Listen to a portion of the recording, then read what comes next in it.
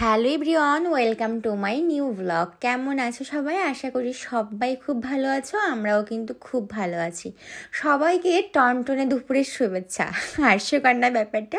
টনটনে দুপুর কেন বললাম? কারণ আমি ব্লগটা শুরু করছি একেবারে দুপুরবেলা থেকে স্নান সেরে। এই যে আমরা ম্যাক্সিমাম মেয়েরা যেটা করি, স্নান সেরে একটু ক্রিম মাখি, তারপর একটু সিঁদুর টিপ, আমি এগুলোই করছিলাম। আর টনটনে দুপুর বলার কারণটা এখন বলি। কারণ বর্ষার সময় যখন রোদটা ওঠে তার তীব্রতাটা কত বেশি হয় তোমরা সবাই জানো, সেজন্য বললাম টনটনে দুপুর, কারণ বাইরে একবারে চকচকে রোদ।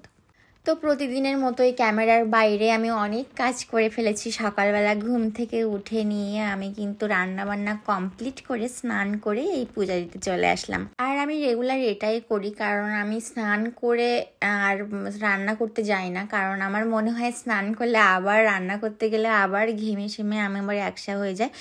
এজন্য আমি সবসময় রান্নাটা সেরে তারপর স্নান করে তারপর পূজা দিয়ে আমরা ভাত খাই। এটাই আমাদের রেগুলার রুটিন।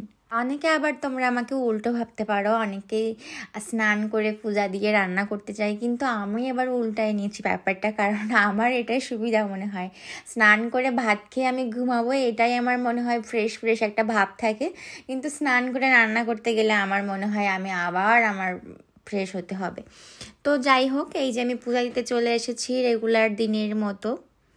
ঠাকুর ঘরটা একটু পরিষ্কার করে নিচ্ছি, তারপর আমি এগুলো বাসনপত্র ধুয়ে কিন্তু পূজা দেব। তো আমি ভেবেছিলাম, আর আমার না এরকম মনে হয় যে কোথা থেকে কি করব, ক্যামেরা সেট করব, কাজ করব, দেরি হয়ে যাবে, এখন সময় নেই, রান্না করতে দেরি হয়ে যাবে, এই কাজ করতে দেরি হয়ে যাবে, এই করে করে আমার আর ভিডিওই নেওয়া হয় না। তো আজ খুব সময় নিয়ে ধৈর্য ধরে, কারণ আজ বেশ সময় ছিল হাতে, তো এগুলোই করছিলাম। আর আজকে ভাবলাম যে ভিডিওটা করি, তোমাদের সাথে শেয়ার করা যাবে, কারণ আজকে তো বাইরেও বেরোবো না কোথাও, তোমাদের সাথে কি শেয়ার করব। আর আমি তোমাদের কথা দিয়েছিলাম আমি ডেইলি ব্লগ শেয়ার করব, তো ডেইলি যেগুলো করি সেগুলোই তো আমি শেয়ার করব। জানি না তোমাদের কাছে কেমন লাগে, হয়তো বা কারোর কাছে বোরিং লাগতে পারে, কিন্তু আমি কিন্তু আমার এই বোরিং লাইফ স্টাইলটাকে অনেক ভালোবেসে ফেলেছি।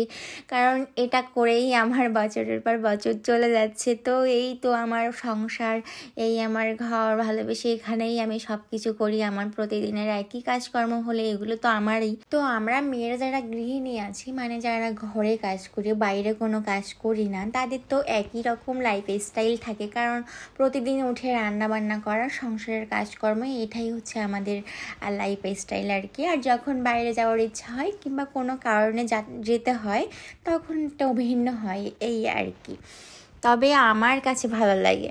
আর আমি একটু ছোটোবেলা থেকে মনে হয় ঘর কোনো, কারণ আমি তেমন একটা বাইরে যেতে ভালোবাসি না। আর সবাই মিলে একসাথে ঘুরতে যেতে আমার খুবই ভালো লাগে। আমার তোমাদের দাদা আর আমি একসাথে কোথাও ঘুরতে যাওয়ার থেকে সবাই মিলে যখন গ্রুপ করে ঘুরতে যাই তখন আরও বেশি ভালো লাগে।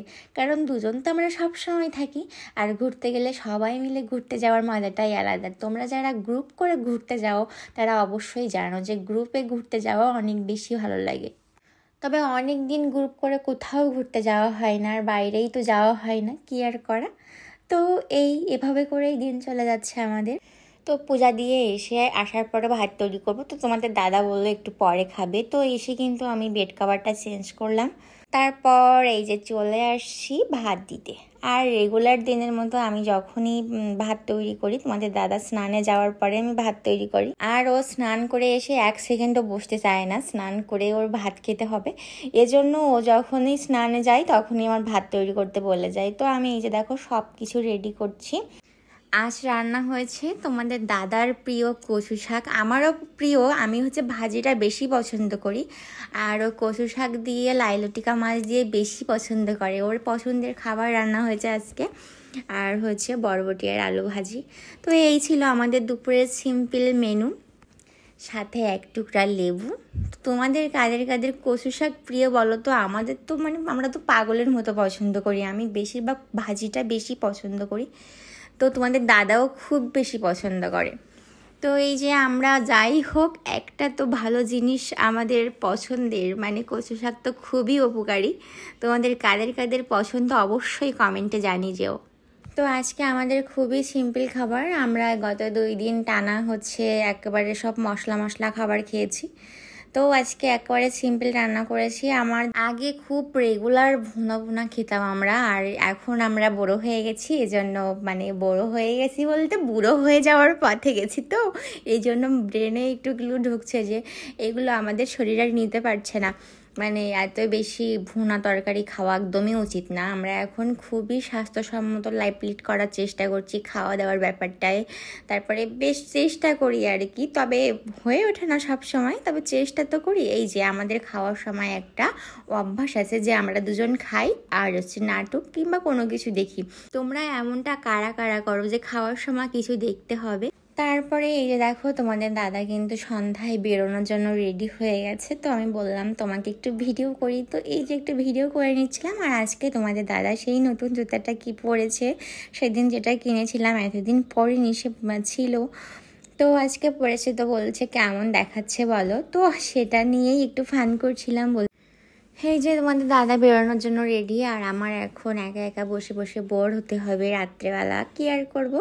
তো যখন চলে যাই তখন আমি একটু কিছু দেখতে দেখতে আমার রাত চলে যায়, তারপরে ও বাসায় চলে আসে, এভাবেই করে কিন্তু আমাদের প্রতিটা দিন চলে যায়। তো এই যে তোমাদের দাদা এখন জল ঠল খেয়ে বাইরে যাচ্ছে। এবার তো যখন বাইরে যাই আবার খানিকক্ষণ পরে আমার খুব ক্ষুধা পেয়ে গেছিলো, তো ভাবলাম একটু আমড়া মাখা খাওয়া যাক, যেহেতু আমড়া আছে বাসায়। তো এই দেখো আমি আমড়া মাখানোর জন্য আমি সব কিছু রেডি করে ফেলেছি। এই হচ্ছে বিট লবণ আর এই হচ্ছে কাসুন্দি। তো এই দুটো জিনিস আমার সব সময় বাসায় থাকে, আর একটা জিনিস থাকে সস। তো দেখলেই তোমাদের দাদা চলে গেছে বাইরে, আর আমি কি করব, এই যে একটু আমড়া মাখিয়ে নিয়ে চলে আসলাম। এখন এটা খাবো, আর তারপর একটু নাটক দেখতে দেখতে খাবো। এটা সিরিয়াল আজকে আমার দেখা শেষ, যে দুইটা আমি দেখি। তো এখন হচ্ছে একটা নাটক দেখতে দেখতে এটা খাবো, আর এটা হচ্ছে এডিট করব। আজকে সারাদিন যে ব্লগটা শ্যুট করলাম ওটাই আজকে এডিট করবো, এখন এডিট করব। তো আজকে অনেক কিছুই শেয়ার করলাম।